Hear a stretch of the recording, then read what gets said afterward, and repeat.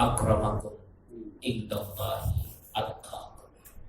Orang yang paling mulia di antara kalian semua adalah orang yang paling bertakwa di antara kita. Jamaah rahimakumullah, tiada terasa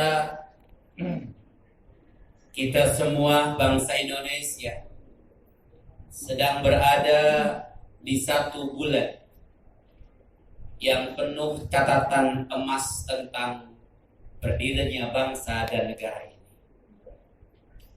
6 hari lagi genap 78 tahun Indonesia memproklamirkan kemerdekaannya. Sebagai orang yang beriman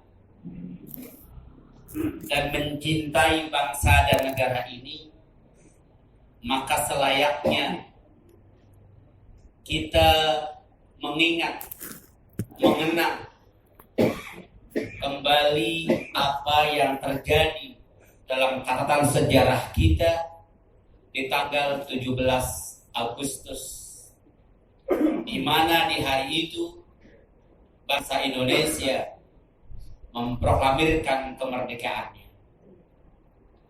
Jamaah rahimakumullah, bahkan penting kita selaku orang tua membuka kembali yang selanjutnya mengenalkan sesungguhnya apa yang terjadi di bangsa dan negara kita kepada keturunan-keturunan kita, anak cucu kita.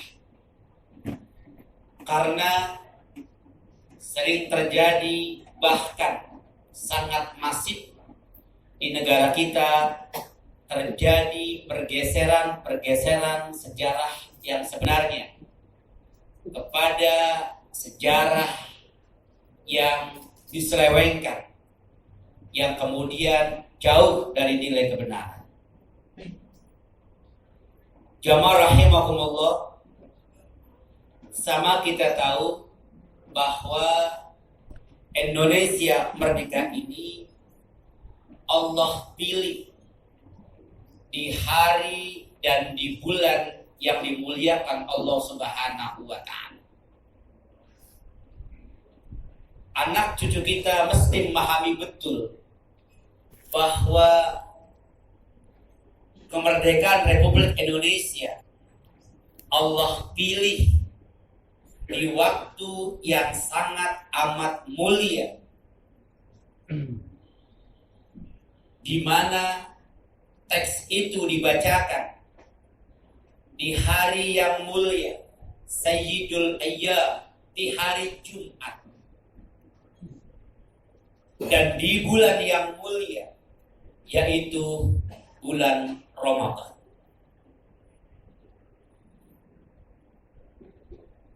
Hal kecil ini banyak yang anak kita tidak tahu, bahwa fakta sebenarnya kemerdekaan Indonesia itu dibacakan di hari Jumat, Sayyidul Ayyam, dan di bulan yang mulia, bulan Ramadan.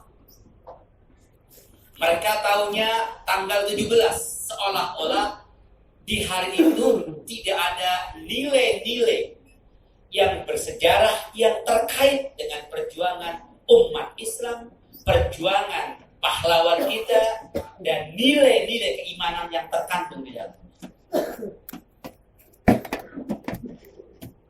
Allah pilih dua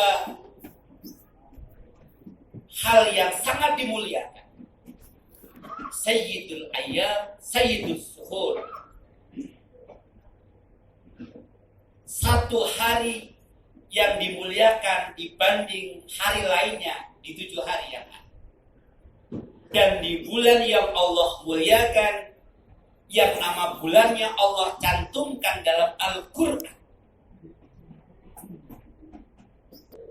satu-satunya bulan yang Allah cantumkan dalam Al-Quran, Syahrul Ramadan alladzi unzila fihil Quran, yaitu bulan Ramadan, bertepatan dengan tanggal 9 Ramadan. Ini menarik untuk bisa diberikan pemahaman kepada anak cucu kita, generasi-generasi muda, generasi milenial, bahwa Allah pilih di hari dan di bulan yang mulia ini karena ada sesuatu yang mestinya dijadikan catatan sejarah oleh bangsa dan negara ini. Jemaah rahimahumullah, maka tiada heran para pendiri bangsa ini menyatakan secara konstitusional bahwa kemerdekaan yang diraih ini adalah atas berkat rahmat Allah. Dan itu tercantum dalam pembukaan undang-undang. Atas berkat rahmat Tuhan yang Maha Esa. Siapa Tuhan yang Maha Esa? Penjabar adalah Al-Quran. Qul huwallahu ahad. Dialah Allah, Tuhan yang Maha Esa. Karena pendiri bangsa ini meyakini betul bahwa kemerdekaan yang diraih itu betul-betul rahmat Allah. Kalau bukan rahmat Allah, secara jujur pendiri bangsa ini menyatakan tidak mungkin Indonesia bisa merdeka. Karena ketika itu kemampuan kita sangat amat terbatas. Ditambah dengan dorongan untuk merdeka oleh para pejuang kita, maka lahirlah kemerdekaan. Sama halnya dengan kita. Kita masuk surga itu bukan karena kebaikan kita, bukan karena amal kita, tapi kita masuk surga karena keyakinan kita bahwa semua atas rahmat Allah Subhanahu wa Ta'ala. Maka pendiri bangsa pun meyakini bahwa kemerdekaan yang diraih itu adalah atas rahmat Allah Subhanahu wa Ta'ala. Maka Allah pilihkan di hari dan di bulan yang mulia. Setelah 9 hari, bangsa Indonesia, umat Islam, kiai, habaib, kalangan santri, 9 hari di bulan Ramadan munajat berdoa. Allah kabulkan doanya di bulan yang mulia, karena salah satu doa yang dijawab oleh Allah adalah doanya orang yang sedang berpuasa sampai dengan dia berbuka puasa.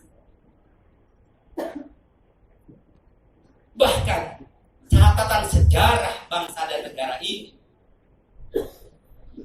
yang memperjuangkan bangsa ini dengan bagikan takbir kalimat Allahu Akbar. Bung Tomo dengan lantangnya ketika mengajak arek-arek Surabaya untuk mengusir penjajah dengan kalimat takbir Allahu Akbar. Bahkan Bung Tomo secara jujur mengatakan, andaikan tidak ada kalimat takbir, saya tidak tahu bagaimana harus menggerakkan arek-arek Surabaya untuk mengusir para penjajah. Panglima Besar Jenderal Sudirman, pimpinan tertinggi Tentara Nasional Indonesia ketika itu, di sela-sela gerilyanya sambil melawan penyakit malaria yang menderitanya, senantiasa munajat, bahkan tidak pernah lepas puasa, bahkan tidak pernah lepas dari wudu, sehingga kemana-mana beliau bawa kendi yang isinya air. Selain untuk minum, dia gunakan untuk wudu ketika wudunya batal. Hal-hal semacam inilah yang mengundang rahmat Allah untuk bisa memerdekakan bangsa dan negara. Maka pendiri bangsa ini juga meyakini betul bahwa kemerdekaan yang diraih adalah perjuangan umat Islam yang mayoritas di negara ini, yang dinaungi oleh rahmat Allah Subhanahu wa Ta'ala. Maka pendiri bangsa ini mencantumkan keinginan para pendiri bangsa ini sesuai dengan fakta, data, dan sejarah bahwa sesungguhnya para pendiri bangsa ini menginginkan tegaknya agama Islam di bumi Indonesia. Dari mana kita melihatnya? Dari konstitusi yang dirancang dalam Pancasila, sila pertama. Ketika itu para pendiri bangsa, sila yang pertama menyatakan ketuhanan yang Maha Esa dengan menjalankan kewajiban syariat Islam untuk pemeluk. Ini fakta yang tidak boleh ditutupi, bahwa negara ini, pendiri bangsa ini menginginkan agar Islam bisa dengan aman, bisa dengan damai, bisa dengan leluasa syariatnya, ajarannya tegak di bumi Indonesia yang merdeka atas rahmat Allah Subhanahu wa Ta'ala. Maka jamaah rahimakumullah, memperingati kemerdekaan yang sebentar lagi kita lakukan, maka kita mengisinya dengan tidak mengkhianati cita-cita luhur para pendiri bangsa ini. Demi Allah, ketika ada anak bangsa, rakyat maupun pejabat yang menginginkan Islam tidak tegak di Indonesia, yang anti syarat Islam, yang anti ulama, yang istiqomah ingin menegakkan Islam, sesungguhnya dia sedang mengkhianati pendiri bangsa dan negara ini. Kalau ada pejabat yang coba-coba menghalangi dakwah Islamiyah, menghanguskan tatanan dakwah yang dibangun oleh ulama-ulama kita, bahkan membatasi dakwah ulama-ulama kita, sesungguhnya dia adalah pengkhianat pendiri bangsa dan negara. Karena secara gamblang pendiri bangsa sudah mencantumkan bahwa Indonesia merdeka atas rahmat dari Allah Subhanahu wa Ta'ala, pemilik mutlak negara Indonesia, yang menciptakan Indonesia, yang menciptakan bumi Indonesia, yang menciptakan tanah-tanah yang ada di Indonesia, yang menciptakan tanaman, pohon dan lain sebagainya di Indonesia. Dialah Allah Subhanahu wa Ta'ala. Maka mensyukuri nilai kemerdekaan seharusnya tidak boleh menyimpang, melanggar, bahkan menginjak-injak syariat Allah Subhanahu wa Ta'ala. Jamaah rahimakumullah, hati-hati. Terkadang niatnya, kalimatnya mensyukuri nikmat kemerdekaan, tapi prakteknya justru bukan mensyukuri kemerdekaan, justru mengingkari nikmat kemerdekaan. Menggunakan baju mensyukuri, tapi dalamnya praktek-praktek kekufuran. Mensyukuri kemerdekaan, tapi prakteknya memperlihatkan wanita yang berjoget-joget dengan busana yang membuka auratnya, mencampur adukan laki perempuan dalam tempat bergoyang bersama, yang membuat dia lalai kepada Allah Subhanahu wa Ta'ala. Hal sepertinya adalah bajunya mensyukuri, tapi prakteknya mengkufuri nikmat kemerdekaan yang Allah berikan kepada bangsa dan negara ini. Padahal Allah dengan tegas menyampaikan, walau kana ahlal qura amanu wattaqau la fatahna alaihim barakatim minas sama'i wal ardh. Jikalau satu negeri penduduknya beriman, bertakwa kepada Allah Subhanahu wa Ta'ala, mensyukuri nikmat kemerdekaan dengan meningkatkan keimanan, ketakwaan kepada Allah Subhanahu wa Ta'ala,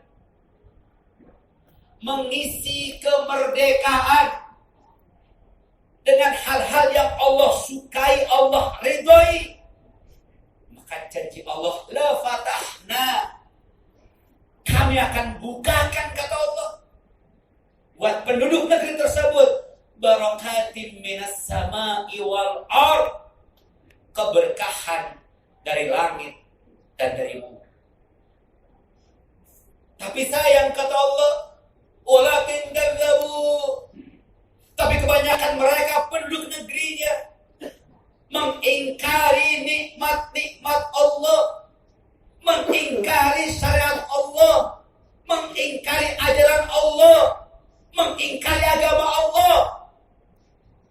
Fakhadnahum, maka kami cabut, kami angkat keberkahan tersebut, dan Allah ganti dengan bala musibah bima kanu yaksibun, karena perbuatan mereka yang mengingkari nikmat Allah, yang mengingkari syarat Allah, yang mengingkari hukum Allah Subhanahu wa ta'ala. Di negeri yang Allah berkahi, yang menegakkan syarat Allah, menggali bumi Allah, mencari air yang keluar minyak bumi yang harganya lebih mahal, yang menjadi keberkahan buat negeri. Tapi di negeri yang tidak diberkahi sama Allah, mau mengingkari nikmat Allah, mencari minyak bumi yang keluar lumpur yang menenggelamkan puluhan desa dan kecamatan. Kalau negeri yang diberkahi sama Allah, air yang turun langit berupa hujan akan menjadikan tanaman subur dan menghasilkan tanam-tanaman yang bisa kita makan. Tapi kalau Allah cabut keberkahannya, diganti dengan musibah, sama-sama yang turun air, tapi menjadi bala bencana banjir yang tak berhenti. Bentuknya sama, tapi efeknya berbeda. Karena yang satu dirahmati Allah dengan penuh keberkahan, sementara yang satu dicabut keberkahannya, diganti dengan musibah. Maka seyogianya memperingati, mensyukuri nikmat kemerdekaan dengan tidak melupakan jasa para pendiri bangsa dan negara ini. Berikan hak yang seimbang terhadap pemilik saham negeri ini. Terbesar saham kemerdekaan Indonesia adalah umat Islam. Maka mestinya pembangunannya, ekonominya diutamakan untuk kepentingan umat Islam yang mayoritas, bukan untuk kaum minoritas yang memiliki saham kecil, bahkan mungkin tidak ada dalam pergerakan kemerdekaan Republik Indonesia. Yang memperjuangkan kemerdekaan para ulama, para santri, para habaib, maka mestinya mensyukuri kenikmatan kemerdekaan. Ayomi para ulama, ayomi para santri, berikan ruang para habaib, bukan sebaliknya membenci ulama, membenci habaib, bahkan mengadu antar ulama dan antar santri. Karena catatan sejarah, Imam Bonjol itu ulama, Pangeran Diponegoro itu ulama. Bahkan yang anak-anak kita jarang paham, yang menciptakan lagu Indonesia Raya, yang menciptakan lagu Hari Kemerdekaan 17 Agustus adalah seorang habaib, Habib Mutahhar dari Pontianak. Seorang habaib yang karena cintanya kepada bangsa, dia ungkapkan cintanya dengan menciptakan lagu Hari Kemerdekaan 17 Agustus. Seorang habaib. Ketika Presiden Soekarno ketika itu sakit, sebelum membacakan teks proklamasi sakit, siapa yang memberi obat berupa madu? Di mana dia tinggal ketika itu? Di rumah seorang habaib, Habib Ali Kuita.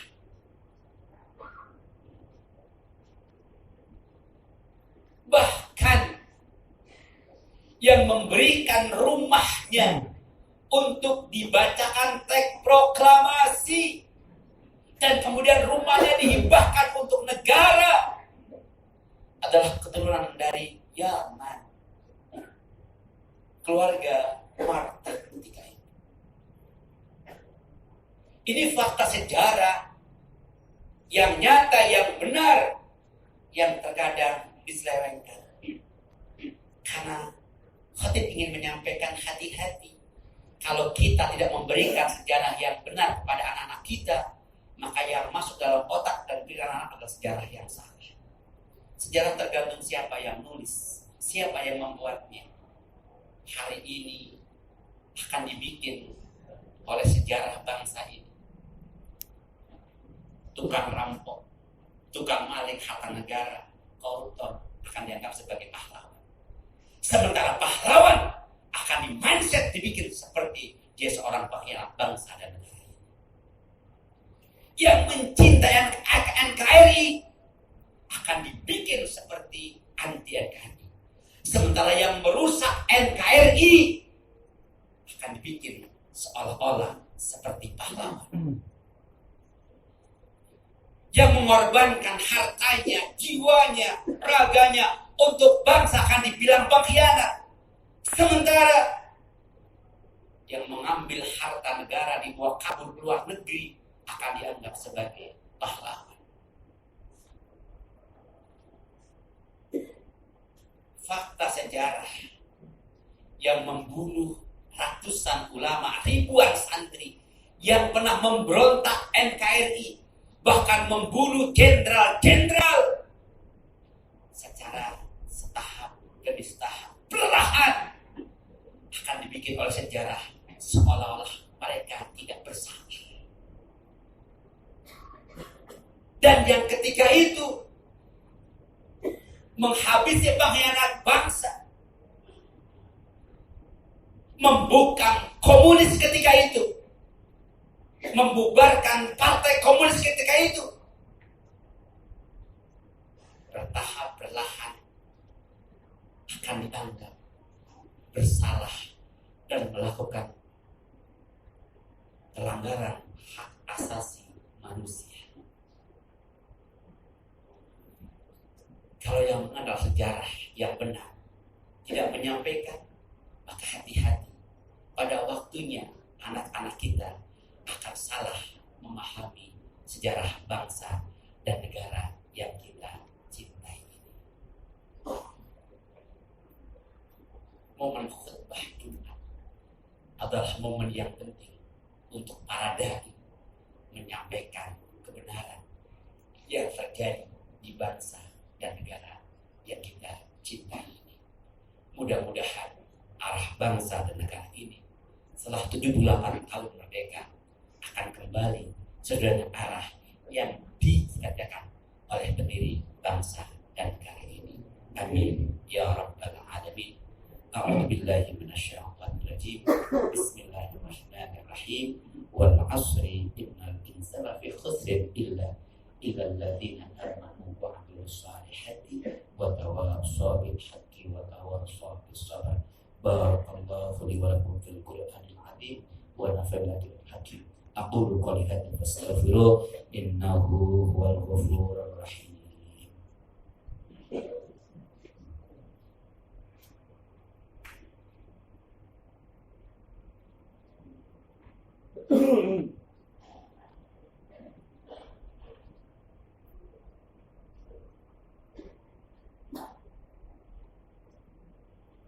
Alhamdulillah, alhamdulillahilladzi ja'ala taqwa libasas salihin. Asyhadu an la ilaha illallah wa asyhadu anna Muhammadar Rasulullah. Amma ba'd. Fa ya ibadallah ayyuhal hadirun, ittaqullah haqqa tuqatih wa la tamutunna illa wa antum muslimun. فقال تعالى في القرآن العزيز أعوذ بالله من الشيطان الرجيم إن الله وملائكته يصلون على النبي يا أيها الذين آمنوا صلوا عليه وسلموا تسليما اللهم اللهم صل على محمد وعلى آل محمد كما صليت على إبراهيم وعلى آل إبراهيم وبارك على محمد وعلى آل محمد كما باركت على إبراهيم وعلى آل إبراهيم في العالمين إنك حميد مجيد. اللهم للمؤمنين والمؤمنات والمسلمين والمسلمات الأحياء منهم والأموات إنك سميع قريب مجيب الدعوات يا قاضي الحاجة. اللهم انصر إخواننا المجاهدين في فلسطين. اللهم انصر إخواننا في كل مكان وكل زمان. اللهم سلمنا والمسلمين. اللهم الحق حقا وارزقنا اتباعه وإن الباطل باطلا وارزقنا اجتنابه. ربنا آتنا في الدنيا حسنة وفي الآخرة حسنة وقنا